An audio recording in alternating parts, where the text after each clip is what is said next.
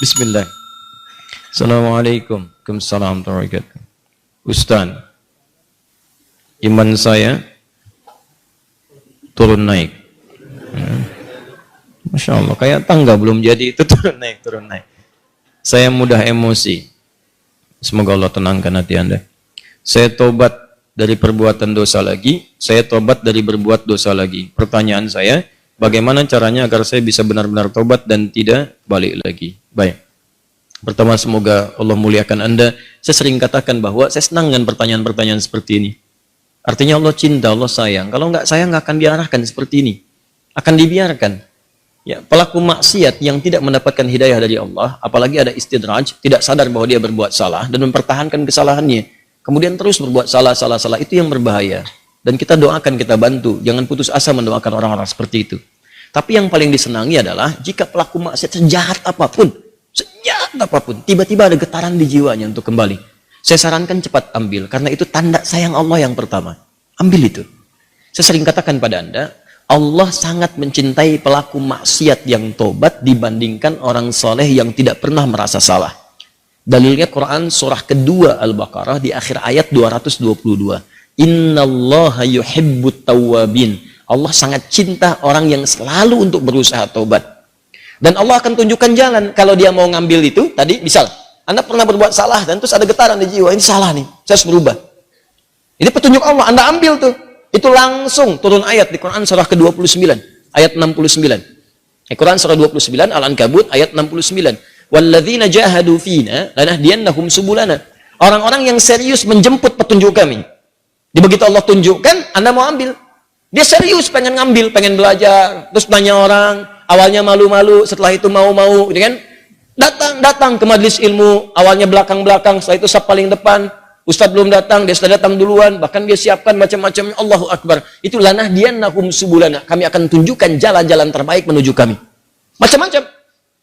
Tiba-tiba Masya Allah bukan cuma di taklim aja. Ada yang dapat hadiah umrah, ada yang dapat jodoh, ada yang macam-macam. Diberikan pokoknya. Jadi yang pertama diberikan itu bukan dunia dulu, ketenangan hati dulu. Jadi kalau Anda hijrah, yang diberikan pertama kali, ketenangan jiwa. Ya, Quran surah keempat, ayat 100, paling kiri sebelah bawah. Wa may yuhajir fi sabilillah, yajid fil ardi muraghaman katsiran wa sa'ah. Orang yang mau berhijrah ke jalan Allah, akan diberikan oleh Allah, itu pertama, sa'ah. Tuh. Kelapangan dalam jiwanya, tenang, gitu, kenikmat. Ada sesuatu yang nggak pernah Anda peroleh sebelumnya. Biasa kumpul-kumpul, main-main, ya, menjelang Isya, maghrib, malam-malam, cuma nonton, tiba-tiba taklim. Ikut ke majelis ilmu. Awalnya mungkin penyesuaian, lama-lama jadi enak gitu. Ada sesuatu yang kerasanya, saya kemana aja selama ini? Saya kemana aja gitu. Ini nikmat, bahkan kalau udah dapat halawatul iman, nikmatnya iman, itu ketinggalan sekali, kayak nyeselan tuh. Saya ketinggalan nih gitu. Saya ketinggalan. Ya sama, dulu-dulu sholat fardu biasa ketinggalan. Tapi kalau sudah nikmatnya iman, ketinggalan sholat sunnah, wah, kayaknya ada penyesalan dalam diri Anda. Itulah kenikmatan iman. Nah sekarang, kalau kemudian Anda bertanya, Ustadz saya pengen tobat, saya ini pengen tobat, tapi saya ini berbuat salah lagi. Kadang naik, kadang turun, kadang naik, kadang turun. Naik turun itu biasa. Itu di Al-Bukhari disebutkan di Kitabul Iman, kitab yang pertama. Ada 57 hadis di situ. Kalau iman sedang naik turun, kata Imam Al-Bukhari, buka kitab saya. Dari 97 kitab, 97 pembahasan. Pembahasan pertama, Babul Iman, Kitabul Iman, 57 hadis. Di antara hadis yang mengatakan, Al-imanu yazidu wa yantaqis. Iman itu naik dan turun. Kadang naik, kadang turun. Yazidu bitta'at. Rumusnya kalau pengen naik, maka kuatkan iman itu dengan mengerjakan banyak ketaatan. Ketaatan itu buahnya amal soleh.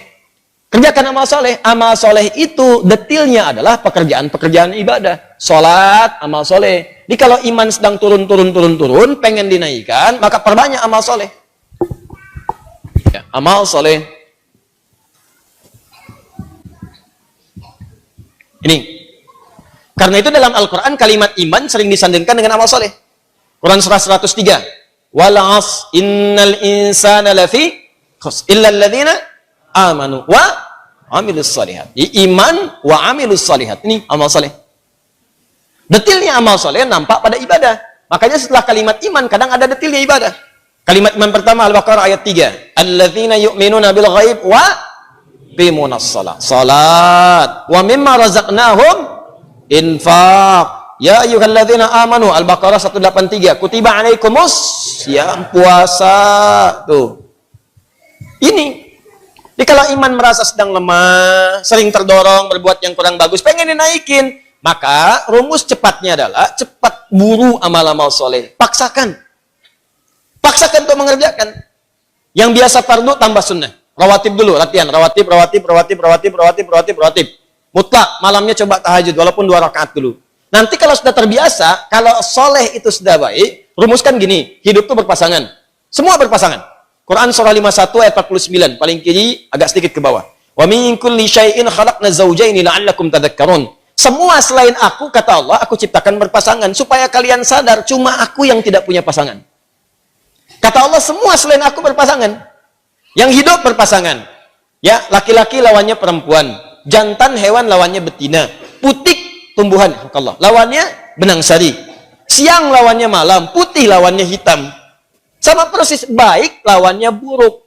Saya ulang, baik lawannya buruk. Amal soleh lawannya amal salah. Jadi ada yang soleh, ini baik. Ada yang salah, nah ini buruk.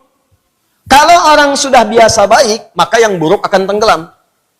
Ya, wa qul ja'al haqq wa zahaqal batil innal batila kana zahuqa. Quran surah 17 ayat 81. Paling kiri perkenahan. Ya, katakan kalau yang baik itu pasti muncul. Kalau sudah yang baiknya muncul, buruknya tenggelam. Sebaliknya, kalau buruknya dominan naik ke atas, baiknya tenggelam. Orang sering berkata-kata baik, maka mohon maaf, lisannya akan sulit berkata kotor. Silakan Anda cek, orang yang berkata-kata baik, mau berkata kotor tuh nggak bisa. Sama dengan orang terbiasa lisannya kotor, mau berkata baik nggak bisa. Preman dengan preman berpapasan, apa mungkin mengatakan, Assalamualaikum bro? Nggak ada. Gimana awaknya? Apain gitu? Kiai dengan kiai nggak mungkin berkata kotor. Ustadz dengan ustadz mustahil, ahli taklim dengan ahli taklim. Assalamualaikum akhi. Waalaikumsalam akhi. Assalamualaikum ukhti. Waalaikumsalam.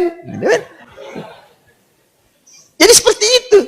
Jadi kalau Anda terbiasa berbuat baik, maka yang buruknya akan hilang. Maka rumusnya kata Nabi, tingkatkan kesolehan. Salat naikkan. Paksakan. Gini. Saya kasih doa ya, cepat ya. Untuk menguatkan hati. Ini kalau Anda bisa kerjakan, sedang malas, bacakan dan kuatkan pada hati Anda. Kuatkan. Insya Allah nanti Allah turunkan kekuatan dan Anda bisa kemudian maksimalkan. Allahumma. Ikut aja. Allahumma paksain. Ya. Paksa. Dah. Ganti. Serius. Allahumma ajbirna. Allahumma ajbirna. Ajbirna. Ini bahasa Arabnya. Allahumma paksain.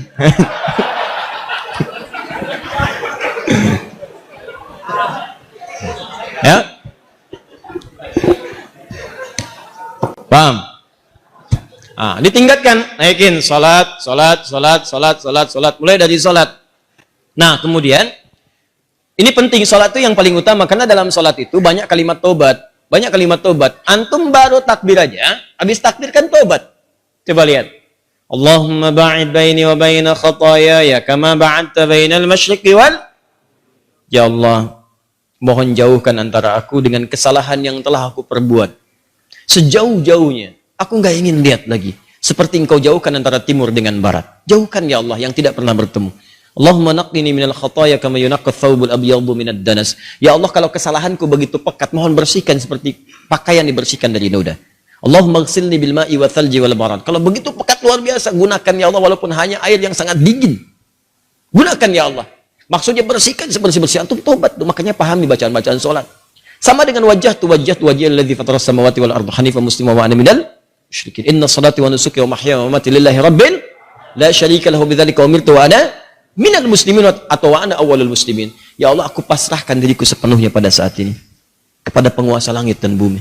Kalau aku salat selama ini, atau aku ibadah ya Allah, atau aku hidup sampai dengan sekarang, atau engkau bahkan wafatkan aku dalam salat ini.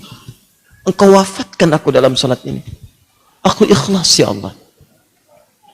Aku ikhlas.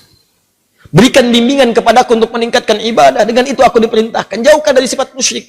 Mulai sekarang aku berjanji ya Allah, aku akan lebih patuh kepadamu. Mulai sekarang aku berjanji aku akan lebih patuh kepadamu. Wa ana minal muslimin. Muslim itu kan patuh, tunduk, patuh. Jadi kalau Anda mengatakan kalimat itu habis sholat berbuat maksiat lagi, Anda berkhianat dengan kalimat Anda. Makanya saya sering katakan, pahami bacaan sholat, pahami. Anda akan mengerti betapa nikmatnya sholat ketika Anda memahami bacaan-bacaannya. Itu kalimat pertama. Kemudian di luar-luar itu Anda beristighfar. Makanya habis sholat kan Anda berzikir. Quran surah keempat ayat 103. Paling kanan, agak sedikit ke atas. فَإِذَا قَضَيْتُمُ الصَّلَاةَ, maka jika Anda selesai menunaikan salat, fadhkurullaha, maka segera berzikir kepada Allah. Apa zikir pertamanya? Hadis Muslim nomor hadis 571. Astaghfirullah, astaghfirullah, astaghfirullah. Allahumma antas salam wa minkas salam. Tabarakta ya dzal jalali wal ikram. Astaghfirullah itu ya Allah saya minta ampun. Ya Allah saya minta ampun. Kalau dosa merasa banyak dalam salat bersujud, dalam ruku minta. Masih kurang, merasa banyak dosa. Habis sholat minta, ya Allah ampuni saya, ya Allah. Ampuni. Saya merasa dosa saya banyak. Saya mengakui dosa saya banyak, ya Allah. Namun saya pun menyaksikan rahmatmu lebih luas dibandingkan dengan murkamu. Maka mohon, ya Allah ampuni dosa saya. Makanya saat diucapkan itu sambil ingat dosanya. Bukan cuma di lisan. Ingat dosa-dosa apa yang pernah dikerjakan. Ingat. Itu yang dimaksudkan Quran surah keempat ayat 17-18. Innamat taubatu 'ala Allahi lilladzina ya'maluna su'an bijahalatin thumma yatubuna min qarib. Sungguh tobat yang diterima oleh Allah itu adalah orang yang pernah berbuat salah. Salah itu bawaan manusia. Jadi kalau Anda nggak pernah salah, apa patut ditanya, Anda itu manusia apa malaikat? Cuma malaikat yang nggak pernah salah. Quran surah 66 ayat ke-6 paling kiri sebelah atas. La ya'sunallaha ma amarahum wa yaf'aluna ma yu'marun. Malaikat nggak pernah salah, nggak pernah bermaksiat, mengerjakan tugas sesuai tupoksinya. Nggak pernah bermaksiat. Apa pernah Anda dengar malaikat Jibril korupsi ayat? Nggak ada. Apa pernah malaikat sering tukeran tugas? Nggak ada. Jibril, sini. Kenapa? Saya jengkel banget sama orang itu. Ente yang cabut nyawanya deh. Kata malaikat maut, nggak ada. Semua sama sesuai tugasnya masing-masing. Jadi kalau Anda mengharapkan kesempurnaan dari seseorang, percuma. Karena Anda manusia. Sama persis dengan pasangan hidup. Kalau Anda mengharapkan suami Anda sempurna, Bu, ibu salah nikah. Harusnya ibu cari malaikat. Cuma malaikat gak punya nafsu. Jadi kalau ada suami salah, wajar namanya manusia. Jangan diekspos kesalahannya. Demikian juga istri kalau keliru, wajar namanya perempuan manusia. Kecuali malaikat. Papa kenapa sih gak pernah mengertiin aku? Mama, papa ini manusia, bukan malaikat. Mama ini. Mama juga bukan setan kan?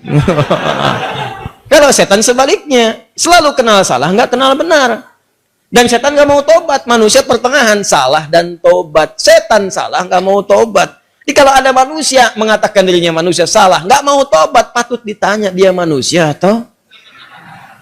Tuh. Paham ya?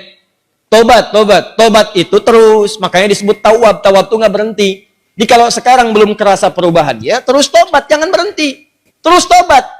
Misal sekarang tobat nih, masih berulang, tobat lagi terus, jangan berhenti. Sampai Anda merasakan bahwa perbuatan itu buruk dan membencinya. Terus, jangan berhenti. Jangan terus tobat, nangis. Hari ini nangis, nggak bisa, besok nangis. Nggak bisa, besok nangis. Nggak bisa lagi, tangisi diri Anda yang belum bisa menangis. Terus. Dan kalaupun Anda wafat, Anda sedang dihitung wafat dalam keadaan berusaha tobat. Itu poinnya. Bukankah ada orang membunuh 100 orang dan dia berusaha tobat? Dia berusaha tobat, datang ke majelis ilmu. Berusaha di jalan wafat. Dihitung oleh Allah. Padahal belum tahu dia diterima atau enggak tobatnya. Belum tahu dia. Cuman dia berusaha di jalan mewujudkan tobatnya. Bunuh orang, Anda bayangkan. Maksiat itu udah hatam. Udah lewat bahkan. Ya. Dia kerjakan, tapi dia mau tobat. Dia terima getaran jiwanya. Datang, istighfar. Di jalan meninggal. Diterima tobatnya. Dan kita tidak tahu pelaku maksiat mana yang saat wafat dalam keadaan tobat. Ya, makanya ayo biasakan tobat. Istighfar. Nabi aja biasa istighfar. Nanti kalau sudah enak ada kelapangan. Setelah itu baru diberikan anugerah-anugerah dunia yang dirasakan hilang itu. Awal-awal tuh begitu Pak. Kadang pengen tobat. Saya pengen tobat ya Allah ke masjid. Sholat 2 rakaat tahiyatul masjid. Pulang sepatu hilang. Ya. Kadang-kadang begitu. Karena Allah kalau sudah senang dengan seorang hamba. Yang kurang baik dibuang-buang. Buang. Nanti didatangkan lagi yang baik. Kalau Anda sabar. Ya. Kan pernah ada seorang, ini kisah nyata. Seorang pemuda tobat. Terus diarahkan pada seorang syekh. Begitu diarahkan di syekh itu, kata syekh ini benar kamu mau tobat. Kalau mau tinggal dengan saya terbatas. Yang ada cuma kurma, minum air putih. Nggak apa-apa syekh, saya mau tobat. Tinggal di situ. Sehari, 2 hari, 3 hari. Begitu 3 hari, setan datang. Kadang-kadang setan itu datangnya kepada orang tobat, gak seketika. Nanti, beberapa waktu, diarahkan dia kepada maksiat. Jadi kisah nyata, setan membisikkan kepada dirinya, guru kamu ini, syekh kamu, ini sabar banget, makan cuma kurma, air putih. Kamu sudah mulai kuat. Coba berbakti kepada gurumu, carikan makanan. Bagus awalnya. Keluar dia, carikan makanan. Begitu keluar, nyari-nyari nggak dapat, lompat tetangga, bakat malingnya dipakai lagi. Naik bakat pencurinya. Nggak dapat, lewat lagi, begitu rumah kedua, belum manjat, sudah mencium bau enak, bau makanan. Manjat dia ke atas tembok, begitu manjat, lihat ada tungku, ya. Di situnya di atasnya kemudian ada satu panci, ya. Kemudian dia ke situ, begitu dibuka, Allahu Akbar, 3 terong, enak banget kayaknya, baunya, yang sudah matang. Ya, dibisikkan ke telinganya, coba dulu aja, kalau enak, ambil. Berikan kepada gurumu. Syekhmu kan orang terkenal di sini. Kalau cuma ngambil dikasih tahu buat gurumu, pasti orang paham. Tuh, kadang-kadang begitu tuh. Mangga itu ambil aja kalau ditanya buat Ustadz Hadi. Awas suami-suami itu. Papa lagi di mana? Sama Ustadz Hadi. Nah, hati-hati tuh. Kalimat-kalimat padahal enggak misalnya kan. Baik. Nah, begitu proposalnya tuh. Akhirnya dia coba dikunyah. Begitu dikunyah kemudian, nah karena dia sudah tobat, itu ada petunjuk di hatinya. Jadi kalau orang sudah bersih itu kemudian berbuat maksiat, nanti ada yang namanya burhan mirabbi. Ya, petunjuk Allah seperti Nabi Yusuf menerima burhan. Ini salah. Ya, cahaya kebaikan yang diberikan oleh Allah kepada seseorang yang tergerak berbuat maksiat. Di hatinya mengatakan jangan lakukan itu salah. Nah, dia begitu, jangan lakukan itu keliru, itu salah. Begitu mendengar suara tadi dia muntahkan. Ini kisahnya tadi muntahkan seketika. Dan dia lari. Dan dia ingin ceritakan kepada gurunya bahwa dia telah berbuat salah. Dia pengen dituntun, salah saya pengen tobat. Balik lagi. Begitu balik lagi ke tempat gurunya, qadar Allah, begitu pulang ke masjid gurunya, ternyata gurunya sedang berhadapan dengan seorang perempuan. Di luarnya ada bapaknya nunggu, seorang laki-laki tua. Begitu sedang berhadapan, lihat anak muda tadi dipanggil, ya bunaya ta'al, anak sini, sini. Ya, begitu datang, diceritakan sama gurunya, ini ada seorang perempuan datang pada saya, dia baru ditinggal wafat oleh suaminya, selesai masa iddahnya. Dia datang pada saya untuk dicarikan jodoh. Saya tawarkan pada kamu, maukah engkau menjadi jodohnya? Nah. Kalau Anda dalam situasi seperti itu tuh, wah, udah datang mau tobat, masuk masjid ada durian, tuh kan?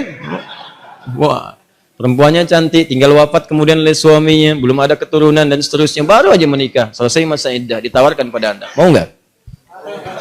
Nah, lalu laki-laki ini berkata, guru, saya khawatir tidak bisa memberikan apa yang membutuhkan. Saya saja kesini numpang. Apa jawab gurunya? Kamu nggak usah khawatir. Dia diwarisi harta yang sangat banyak. Dia kesini hanya mencari pria soleh yang ingin jadi suami yang mampu membimbing dia ke surga. Kira-kira kalau ada jawaban seperti itu, apakah Anda bersedia atau tidak menolak sama sekali? Oh, baik. Maka sama seperti Anda. Diterimalah kemudian lamaran itu. Ternyata bapak tua tadi yang di luar, bapak si perempuan tadi dibawa ke dalam, kemudian diakadkan. Setelah selesai pulanglah ke rumah. Kisah belum berhenti. Begitu keluar rumah, digandeng erat tangannya tuh, jalan lewat ke rumah tadi yang naik pagar itu. Ya, dia udah dagdikduk tidak karuan, dagdikduk rumahnya ini bukan kan? Alhamdulillah ternyata bukan, lewat. Begitu di rumah yang terong tadi, dia percepat jalannya. Begitu dipercepat, maka terasalah kemudian ada rem di tangannya dari istrinya tadi. Dipegang tangannya, Zauji, ada apa itu, nak? Sayang, ini rumah kita katanya. Rumah terong tadi. Betul. Masuklah ke situ. Waduh, celaka saya katanya kan. Begitu masuk ke situ, bertanya. Polos kayak nanya, Zauji, hal anta ja'i? Sayang, kamu lapar? Jujur dia, nah, saya lapar. Saya 3 hari makan cuman kurma, minum air putih gini. Alhamdulillah. Baik, tunggu sebentar. Begitu ke dapur dia lihat. Wah, terongnya kan bermasalah tuh. Pancinya kebuka, lihat. Rupanya dia menyiapkan terong itu untuk suami barunya. Begitu dilihat terong yang bermasalah, dia teriak, siapa yang makan terong saya? Katanya. Tahan. Kalau situasi itu terjadi, bagaimana respon Anda?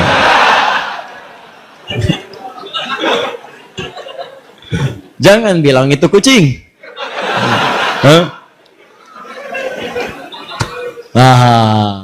Lalu tiba kemudian tergeraklah hatinya datang. Perhatikan kalau rumah tangga seperti ini, nikmat kehidupan dunia tuh. Ya, tidak akan terjadi perang per dunia pertama, kedua, ketiga dan seterusnya. Lihat baik-baik. Datanglah suami ini mengatakan dengan jujur, Zauji, sayang, ini di Quran tuh gini, selalu laki-laki perempuan tuh zauj. Kecuali dalam masalah nanti warisan menggunakan zaujah untuk menunjuk kepada gender perbedaan hak waris.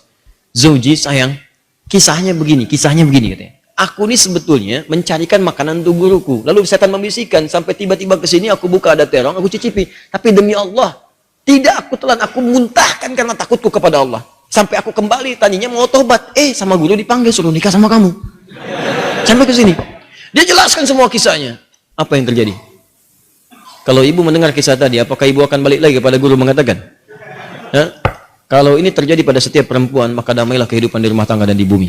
Tenang kehidupan di bumi. Perhatikan kata perempuan ini. Apa yang dia katakan?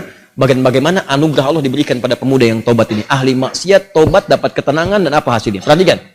Wallahi, demi Allah. Secuil terong yang engkau muntahkan karena Allah itu, maka Allah ganti dengan seluruh terongnya, panci tempat terongnya, rumah tempat terongnya, plus pemilik terongnya. Wallahi, secuil terong yang kau muntahkan karena Allah itu, maka Allah ganti dengan seluruh terongnya, panci tempat terongnya, rumah tempat terongnya, plus pemilik terongnya. Coba lihat. Pulanglah dari sini cari terong. Ya, tobat.